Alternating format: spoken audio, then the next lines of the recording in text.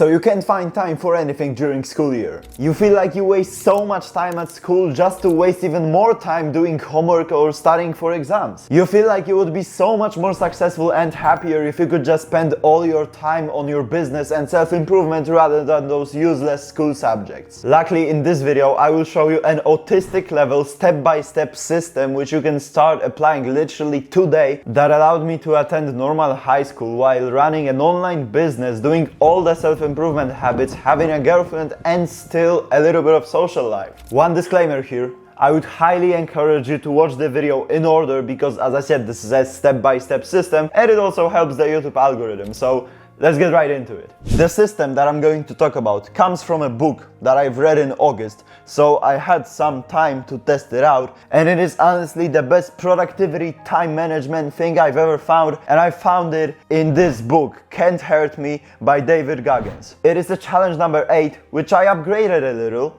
but this is how it looks. Starting from today, you're gonna create a spreadsheet. I created mine in Google Sheets, you can create yours in Excel, and what you're gonna do is you're gonna live your normal life. You're not going to change anything, but you're going to note each activity in 15-minute blocks. I split all the hours I'm awake into 15-minute blocks by writing down 5 a.m., 5:15, 5:30, 5:45, and so on until 10 p.m. Then I noted each activity I did so accurately that I can literally tell you what I did each minute 3 weeks ago. The reason you do this is because you want to see how much time each activity takes you every day. You also want to see how much time you waste. What I found out for myself was that I was wasting way too much time texting my friends between every single thing I did. What you may also find out is that some activities take you way more time than you think they do. I always thought that eating dinner takes no more than 15 minutes, but it occurred that every single day I would talk to my mom for literally over an hour. It's not that it is a bad thing to do, however, some days I had to do something else instead of that and I didn't even know I was wasting so much time. After the first week, you're gonna know how much time each activity takes you every day and how much time you waste just by looking at your spreadsheet. That is also when you can create another spreadsheet in which this time you're going to schedule your whole week in 15-minute blocks. I always said that scheduling your days is very important, but this is next level because you're gonna know exactly what you're gonna do each 15 minutes of your whole week. But why would you want to go to such extremes? Well, because if you want to get the most out of your time and find time for everything, especially during school year, then you have to minimize all the time you waste. And what is the number one reason why you waste time? It is that you let your mind decide what to do in the specific moment that you waste time in. So you wake up and if you don't know what to do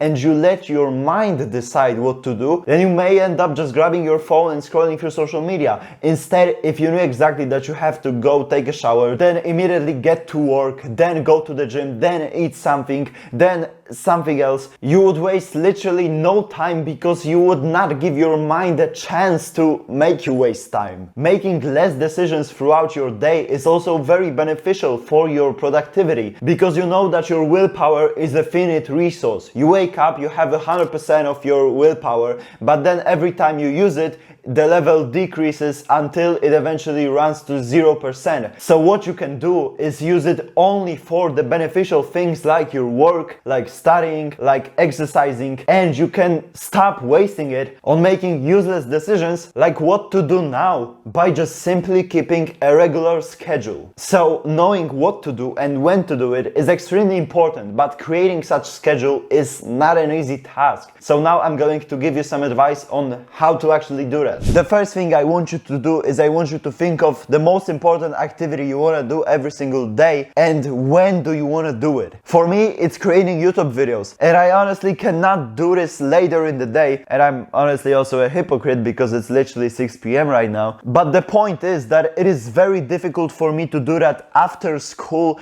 because I get tired, I have to use a lot of willpower throughout the day, and then in the evening I'm just too exhausted to do this. Knowing that I would much rather do this type of work in the morning as soon as I wake up, I should consider waking up early to get 1 to 2 hours of deep work before school. And this is quite literally what I did, because before I used to wake up at random times, go to sleep whenever I wanted, just to get 8 hours of sleep, and it kinda worked. But because of this challenge, I decided to go to sleep before 9 p.m. every single day and wake up at 5 a.m. to be able to get 1 to 2 hours of deep work every single day before school, depending on what time do the classes start. I would also highly encourage you to try working in the morning when you're the most energetic. So the most important thing is finding out when can you do the most important activity every single day, but also what time can you go to sleep and wake up. And here's the thing, for every single thing that you're gonna write down in the schedule, you gotta think of the time that you can stick to for the rest of your life. So can I wake up at 5 a.m. for the rest of my life? Well, probably yes, with some exceptions of course, because I'm gonna have to go to sleep later, but I can probably wake up at 5 a.m. every day. The reason this is important is because making such decision,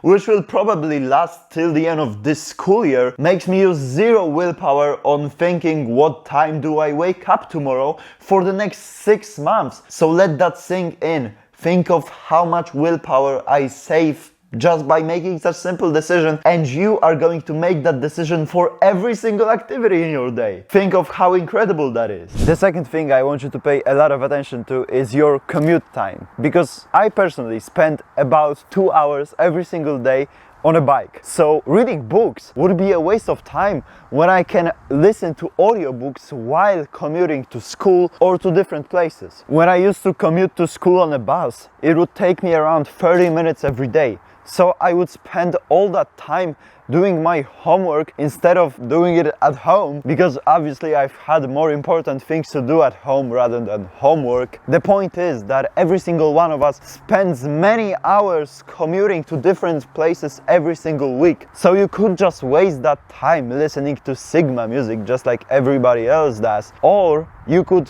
spend that time listening to something valuable like some podcasts or audiobooks that would actually get you some value. Think of the compound effect. Let's compare two people who spend an hour commuting to school every single day. One of them spends the whole hour listening to motivational or Sigma music. Does he get any benefit after 1 year, after 5 years, after 10 years? No, he got literally zero value. But the second person who listens to audiobooks will have listened to over 30 books in just a single year. In 10 years, that's 300 books read, listened to. Which one of them is more likely to be successful in life? Another topic you may find very interesting is what my friend Peter calls bushes. Bushes are basically useless lessons, and however that may sound, there are many more useless lessons than you may think. Because just think about the amount of time you spend at school actually studying, actually doing something difficult, something demanding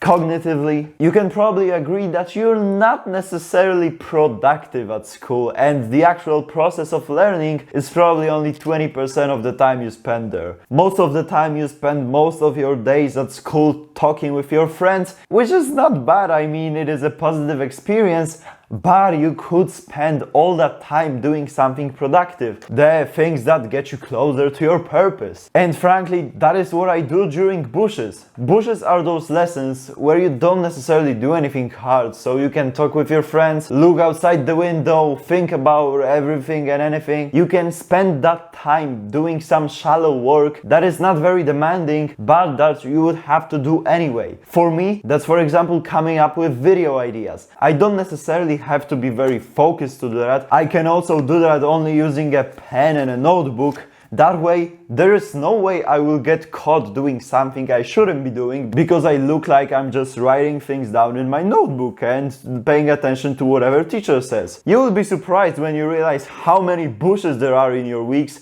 and how many productive hours you can get out of them. Do whatever you want, just don't get caught. Another thing I just have to talk about are private lessons, because you probably attend some. If you don't, then it is still going to be valuable for you to listen to what I'm about to say. But if you do attend private lessons, then consider if you really need them. Because even if you think that is just an hour per week, so it's nothing, it is not just an hour per week. When I used to attend private English lessons, it would technically only take me an hour per week, but I also had to commute to my teacher, and she would always give me homework, so I had to do that. And suddenly it wasn't just an hour per week, those were like 4 or 5 hours per week. And eventually, when I saw how much time it actually takes me to get that extra hour, I quit. And then I found out that when I started to study just 1 hour per week on my own, I started getting much better grades at school and my English improved in general, which proves that I didn't really need those lessons, and you probably don't need your private lessons neither. I do not mean that private lessons are useless and that they don't work. What I mean is that you can probably achieve even better results on your own. I always laugh at people who take private lessons from subjects like geography. Like, you pay a couple $100 per month just to do what? To revise the textbook with your teacher. They don't even explain anything. There's nothing to explain in geography. You just have to memorize everything and that's it. With maths, fair enough. There's a lot of explaining and you can't just memorize everything. But with subjects like English or whatever your second language is, geography, biology, don't take private lessons. It makes no sense. What you can do instead is practice active recall and spaced repetition. Active recall is when you learn by answering questions. So instead of reading the textbook over and over again just to forget what you've read the next day, you can create flashcards with a question on one side and the answer on the other side. Then you can just go through them, and by answering those questions, you're going to remember what you're studying 10 times better. Then you're gonna introduce spaced repetition. So instead of just studying for 10 hours straight right before the exam, you're gonna study for 10 minutes every single day. You're gonna go through all the flashcards you created before, and that's how you're going to remember those things long term. There is an app I would highly recommend to you. It is 100% free. It is not sponsored. There's no affiliate links. And it is called Anki. It's a very simple app where you just basically create your flashcards, and then the frequency at which you revise them is based on how good you answer. Anki is the only way I've been studying anything for the past 2 years, and it works better than you think. So if you want to study more efficiently, get better grades, and most importantly, spend less time studying, then I would highly recommend you to check out Anki. And the best part about it, that you can also use it during your commutes or bushes. Now, if you're a more advanced entrepreneur just like me, you can also buy yourself time. What I mean by a more advanced entrepreneur is a guy who can eventually get back the money he invests into time. So let's say that an hour of your life is worth $25. And it really is like that, because that is an average hourly wage in the US. If you can buy yourself an hour of your time for $25 or less, then it is worth it. Let's say that you're a teacher, you give private lessons to other younger students, but you can't get more clients, therefore more revenue, because you don't have time for that. So now think of the task that takes you a lot of time every day. For you, it may be cooking. What you can do instead of cooking every single day for an hour is get yourself a catering service that will deliver your food in a form that is ready to eat, and just like that, you're going to save an hour every single day. So you spend like $10 more on catering service every day than you would spend on groceries, but you save yourself an hour of your time, which you can then use to get another client who will pay you like what, $50 per hour if you don't earn a specific hourly wage because you're, for example, a content creator. Then you can also do that. You can also buy yourself time. The way I did that was by hiring an editor. It takes a lot of time to edit a good YouTube video, but there are people who can do that even better than you. So you can pay them like $100, but you're going to save yourself 10 hours of your time, which you can then use to create 2 or 3 or 4 next videos. So basically think of the task that somebody else can do for you so that you can focus on the tasks that are much more valuable, but that only you can do. And the last piece of advice I have for you when it comes to scheduling your week is that you have to schedule 30 minutes of rest every single day. That can be during school or after you come back home. You have to let your mind rest. But don't get it wrong, it is not social media time or talk to your friends time. You have to allow your mind to rest, because that is the only way that you're going to be able to work, follow your schedule, and work efficiently every week. The second week is the most important one, but also the most difficult one, because it is very hard to divide your week into 15-minute blocks. And even David Goggins said that you're going to fail, but don't worry, because week 3 is for you to adjust your schedule and make it perfect. In reality, it is not going to be perfect even after 3 weeks, because you're going to have to readjust it all the time because of random events that are going to happen. But having such schedule is 10 times better than not having any schedule at all. You will probably fail to stick to your schedule sometimes, because it is not humanly possible to stick to a schedule with 15-minute accuracy every single day, every single week. But it is okay, because you're still doing something that nobody else is doing. And I always say that if you want to become someone that no one else is,